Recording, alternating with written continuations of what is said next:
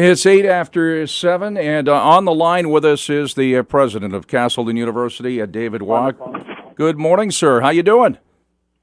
Top of the morning to you. Top of the morning to you, too. And a lot of people shocked by the news yesterday that you are going to be stepping down as Castleton president effective in December. And I got to say that once it was released publicly, because I know you talked to the students, Facebook and Twitter just blew up. You got to get on Facebook and Twitter, by the way, Dave. I'm not on any social media. I'm pretty much a dinosaur. But it blew up, and all the compliments and so forth of your tenure at Castleton, and people are going to be sorry to see you go for sure. And I got to say, first of all, what are your plans in the future in December? I know it's part of the news story, and before we talk about some of the other stuff, why you're stepping down and things like that, but what will you be doing? Well, my wife, Lynn, is a mediator. She specializes in conflict resolution, which really works well with us. And she is very talented, and what we're going to be doing is setting up a new partnership, Wolk Leadership Solutions, where we will be working with CEOs and boards and folks who want to get better at what they do. Our passion is to help people be successful. So, from my 43 years of public service, hoping to take some of the lessons that I've learned to help other people, whether it's in nonprofits or hospitals or schools, colleges, the private sector, as leadership coaches. And also hope to do some writing, teaching, to work at a leadership institute, and who knows what else. But to sort of engage in, for the first time, a real entrepreneurial venture outside of the public sector. And I'm really, really excited about it. All right. It's been 16 years. You were the president at Castleton for 16 years, again, continuing to December before you officially stepped down. The next question might be, why are you doing that right now? Is that something you were thinking about for a while? Or? Well, I'm almost as old as you, Jack. I know. And you look so much better, though, I might add. I love it here, but the risk when you're at a place for a long time, and I've been here more than 4 years longer than the next longest-serving president, and that goes back to 1787. So, 16 years is a long time, and I don't want to get stale. I don't want to kind of overstay my welcome, and I've seen this happen time and again with leaders who stay too long. I'm still very passionate about the place, about our students and faculty and staff, and what we're doing in Rutland, what we're doing here. But I also think it's time to spread your wings once in a while, and I kind of came to this conclusion back in the late fall and then put it off because I wanted to make sure I could sort of connect my head with my heart because it's hard to leave. You've already really answered the question, but you and I had a quick private conversation yesterday, and I told you I'd bring this up because you were close to Mayor Loris. Mayor Loris had done so much in working with Castleton and so much for Castleton. Obviously, we have the presence in downtown Rutland in the same building we are in right now at the radio station and the dormitories and so forth. In any way, did the result of the election have anything to do with your decision? Not at all. In fact, I planned to do this earlier, but had a very, very minor health situation that delayed it a little bit. But also, I wanted to find the time in the day where there were the least conflicts in terms of athletic events and arts performances and classes. And yesterday at 3:30 was probably the best time to do it. But with regard to the mayor's race, I know all those guys, and they all love Rutland. I had Mike Coppinger in school. I was his teacher and principal. He's done a great job with the downtown. Dave Allaire, what a thankless job to be an alderman, and he's done it for 2 decades. And so he obviously has shown his commitment to the city. And I think the world of Chris Loris. He's done a great job. But the voters obviously decided that 10 years was enough. So, that has nothing to do with me. And our investment in Rutland is going to continue. And we started that several years ago, and it's part of our plan moving forward. So, you're actually going to see more investments in Rutland and Rutland Town going forward. We're talking to President David Wolk, and Tim Philbin is also here, Dave. I, again, warned you about that yesterday when I talked to you. You don't need to warn me. Hi, Tim. How you doing? Very good, sir. Thank you very much. I have to ask you, and you too, sir, I have to ask you, 16 years, if you could sort of sum up, what would you say your greatest achievement during that period of time was, if you could put your finger on one thing? Wow. You know, this might seem simplistic or unimportant, but I love the fact that so many of our kids wear Castleton apparel proudly. Now, you might think that's strange for me to say that, but you walk around campus, you know, a couple thousand students here and so many in Rutland, and then our alums. I'm not on any social media, but my friends who are say that, you know, there's a lot of Spartan pride. So when I got here, it's just wonderful people, almost like a drawer full of jewels that just needed to be organized and shined up a little bit. And I think that's what we've done. That's what our team has done. We have wonderful people here. I love our students. So I'd say together what we've done over that time is instill a sense of pride in our students and our alumni. I go to these alumni reunions in Boston and New York and elsewhere, and there's just so much pride. So, Tim, I would say the fact that, and it's not me, but it's our leadership team, our faculty and staff, there's just so much pride in the place now, and when I walk around Rutland or any other place and I see so many kids wearing Spartan apparel proudly, that just warms my heart.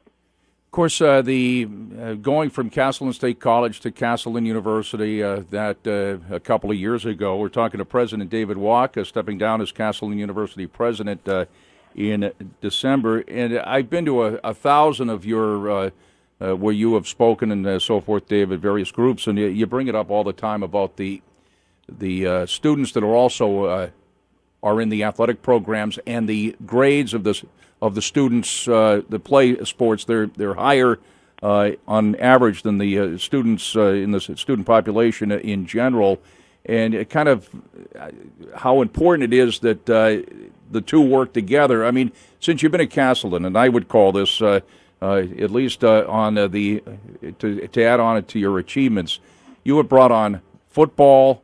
You have brought on wrestling, on and on the list goes at Castleton University. When this day and age, there are colleges that are dropping sports. Well, we can look 66 miles north at UPM.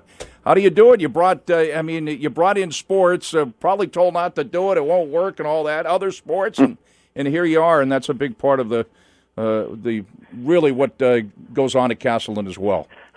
Well, I remember when I started 16 years ago, and people were criticizing me for using the F word all the time, and the F word was not what you think. It was football. I really wanted to do that, but when I got here, we had 10 sports, 100 student athletes. We now have 29 sports and over 700 student athletes, and their grade point average is in the 3.2, 3.3 range, whereas the general student population is under 3.0.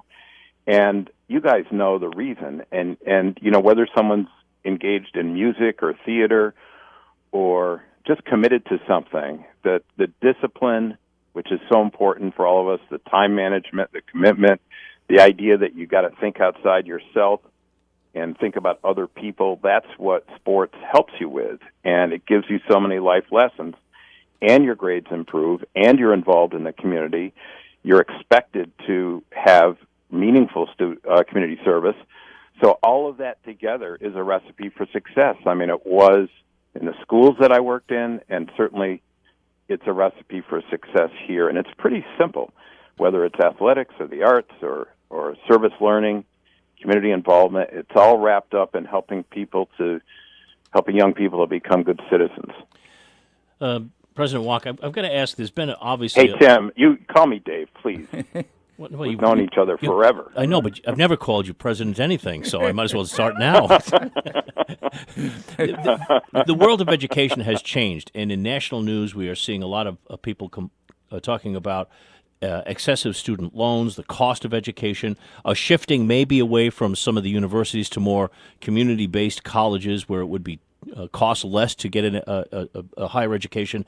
Is that a factor at all for the next generation of college presidents that come along in this competitive market where we may have fewer students, greater competition for those students, and higher costs? That could have a dramatic impact on that level of education. Do you see that happening?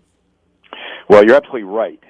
It's a growing trend, and especially with the advent of online learning, which is more affordable, more accessible, particularly for busy people who want to continue their education while they're working.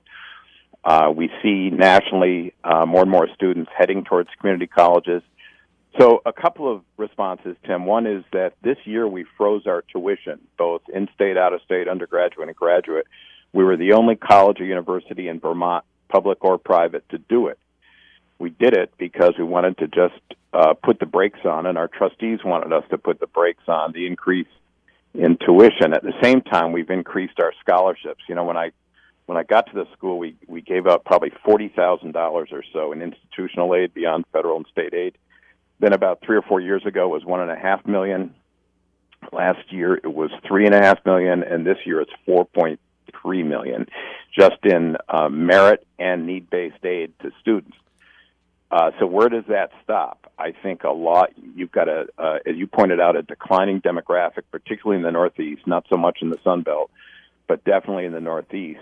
So there's going to be increasing pressure, particularly on the smaller schools, especially the smaller privates, some of which have already gone out of business. So it's going to be really important for schools like ours to provide not just traditional learning, but online learning, and we're headed in that direction, particularly with our grad programs, or hybrid learning. And hybrid learning is pretty interesting, where you have bookend face-to-face classes where in the middle most of it's online, and that's a trend as well. So you're absolutely right. The world is changing. Year over year, where are admissions for Castleton? Well, I think we're up, 60 or 70% from when I started. We had about 1,300 students. We're over 2,100 now. But when you include our part-time students through their Center for Schools, that's another 1,500. So, the enrollment continues to increase, and it has to, because we only get 9% of our budget from the state. And the only way that we're going to balance our budget going forward is through our entrepreneurial ventures, through the Center for Schools, the Polling Institute, our connections with statewide graduate programming, our conference and events program. These are the entrepreneurial ventures here that keep us afloat, along with sort of incremental increases in enrollment. I've got to ask you one last question. That is your comment about what happened at Middlebury College. Yeah, what about it? That's my alma mater. That's why I'm asking. What about what happened? It was just really sad. It was sad that, frankly, someone wasn't allowed to speak. This is the academy. There is free speech allowed. I know it was offensive speech, but we have to learn to accept and respect the opinions of others, even if it offends us. So that was something that disappointed me, but what really disappointed me was sort of the mob psychology and the violence that ensued. And my heart goes out to them, because something like that for, the president there and the administrators is really hard to manage. So I just, it was a sad situation all the way around. I'm sure that President Patton there, who's doing a good job, will learn from it, and they all will, and maybe address it differently in the future, although I'm not quite sure at this point how they would. But for me to weigh in, I just thought it was sad, Tim. All right, Dave, I just... What did you think? What did you think, Tim? What did I think? I think it was an abomination that even the most, what you said, offensive ideas would not be exchanged on a college university or at a college or a university. If you have an objection to this, refute them on the facts, refute them on the findings, refute them on the study. But protest them, I think it's an abomination that you would not allow this, especially at an institution of higher learning. I don't care how controversial or what the idea is. It's abhorrent to me. Yeah, I mean, on the left or the right, Yes. it doesn't matter. Yes. And they could have voted with their feet and just not showed up. But They try should to make me impose their president of ideas. that college is what they should do. Well, I had there'd to be laugh. some changes. Dave, I really appreciate your time. Dave Wolk, president of Castleton University. You are, of course, stepping down in December, and you did mention what your future endeavor would be, along with your wife, what your job will be in December. You have, as people know, have had political background. You've been state senator, run for lieutenant governor, very close to Howard Dean and to Senator Leahy and others. Do you have any political aspirations here in the future? Like None whatsoever. None. Okay. None, absolutely none. You have to have passion for that. You have to have sort of fire in your belly, fire in your heart to do it. I have nothing, absolutely no desire to run for anything again, period. So much of what's happening just sickens me, and, we all want to make our own dent on... Actually, the campaigning part is what sickens me, not the serving part, but we all want to make our dent on reality, so we do it in different ways. And, as long as I have ahead of me, I'm going to try to do that, to help people and make change and improve lives. That's what we all do, right? Well, Jack Healy thought maybe he'd go into stand-up comedy because yesterday he said that you looked like a comedian. I didn't. He said that he saw a picture of you in the paper. He said, "Have you noticed the resemblance to Dave Wolk and Harpo Marx?" That's Philbin's like he can't throw me under the bus on that one. That's well, Philbin's. my 4 kids who are in their 30s will refute this, but I've always thought as the kids grew up that I was a comedian, and most of the people I know, when I say something that I think is funny, just shake their heads and sigh, or just walk out of the room, which is what my wife does when I say something that I think is really hilarious. She'll just shake her head, roll her eyes, sigh, and walk out of the room. It's called a walk-off. Yeah. Walk-off. Walk-off. I love it. Spelled W-O-L-K. And one That's final right. thing, Dave, just to wrap it up, Dave goes way back. I've known you since... I don't know, 40 years or so back. You were principal at the More Barstow. than 40 years, actually, when you think about it. Yeah, when you get right down to it, Barstow School and the guidance counselor Hey, at Jack, industry. we played softball together. Yeah, and you were much better than I, too, in that sport, too, and then also golf, and all of them, but and academically, too, for that matter. All right, But I just want to say, when I saw you recently, a couple of weeks ago, this tells what kind of a guy you are about remembering just everybody. Of course, we all know about the sensational, heartwarming story about Lenny Burke. You were at the basketball game a couple of weeks ago with Lenny. Had the court named for him. As a matter of fact, Olivia Gianni, who was a student at Christ the King, who has befriended Lenny, will be with us here in a couple of minutes at 7:35. But going way back, that's the 70s. We're talking that you just don't forget the students that worked with you and studied under you at all your schools going back. I swear you must be able to. I'm sure you remember every student you ever came in contact with, and that means. Well, I remember a lot. I remember a lot of them, and some of them I remember where they sat in my classroom, and certainly Lenny. This goes back to '78 when he had his accident, and we were sitting there in the MSJ gym, and he said, "Mr. Walk, remember it was right there under that basket." And I said, "Yeah, Lenny," and I was sitting right behind us, right there. And that young man is a profile in courage. He is perhaps one of the most inspirational people I've ever met in my life.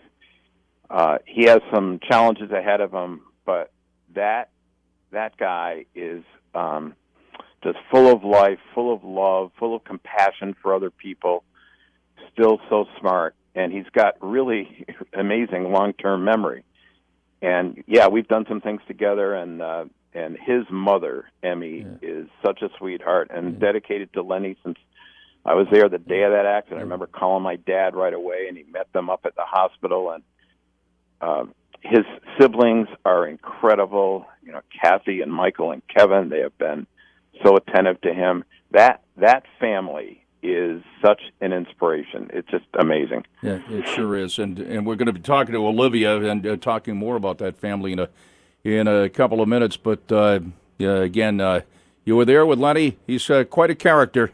That's I for love sure. him. And we all love you too, Dave. I got to say that Thanks, Jack. people were shocked when the news came down yesterday. We are going to miss you, but I know that it's still 8-9 months away, so we'll see you anytime. Well, I'm not moving away from here. I Yeah. hope to be in the area, and 43 years is a long time, so time to try something new and see if we can make it. Well, thanks for taking time out this morning. We really appreciate it, and I'm going to be at Castleton men's lacrosse on Saturday if you're going to be there. So I probably will. I know you go to most of the events. Thanks, Dave. Really, and the best of luck in your future. But we'll talk to you several times before that. Thank you very much for taking time out to talk to us here.